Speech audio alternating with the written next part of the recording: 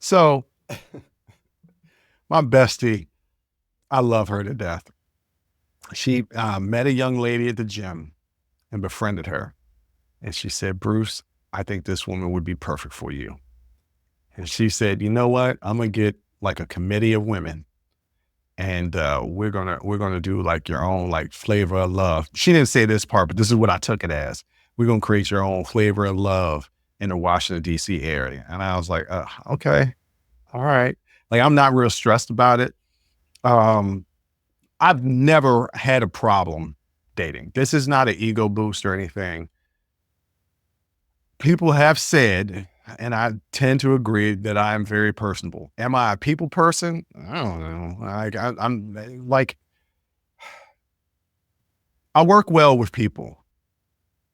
I often like to be by myself, but I work well with people. And it's never really been a problem in my life. That kind of helps, and I'm decent looking.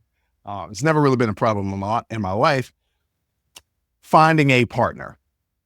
That's never been an issue. Keeping a partner has been the issue. And that's been because of my own issues. It's all been me. Typically, I choose the wrong person and try to make it work. That's my personality. I try to fix things, and I'm learning through therapy how to deal with that. But one of the reasons why I absolutely hate dating is you go on these dates and it's all the same questions and basically the same answers, repetitive over and over and over again, because you're trying to learn new people. I stopped going on dating sites years ago. Won't do it. Will never do it again. But I remember being on dating sites and having all these first dates, and the conversations are always the same. And it was funny. I saw a meme the other day that just said the two people were on a first date, and the guy asked, a generic question. So what is it that you do? She pulled out a PDF and said, here are all the answers to all the questions so we can skip this. And I thought that was brilliant. It was a joke, but I thought it was brilliant. And I came across this article that is 10 questions to ask on a first date, according to a matchmaker by Sarah Stifferman. I butchered that last name.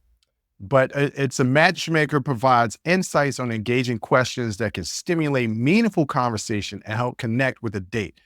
The suggested questions aim to learn more about the other person's values, interests, and life experiences, fostering a deeper understanding between the two individuals.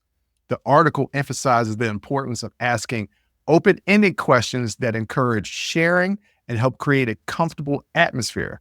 Overall, the questions are designed to make the date more enjoyable and fruitful, allowing both parties to engage compatibly. And I thought, yeah, like, okay, so I typically don't have this problem when conversing with people because I'm just naturally curious about people.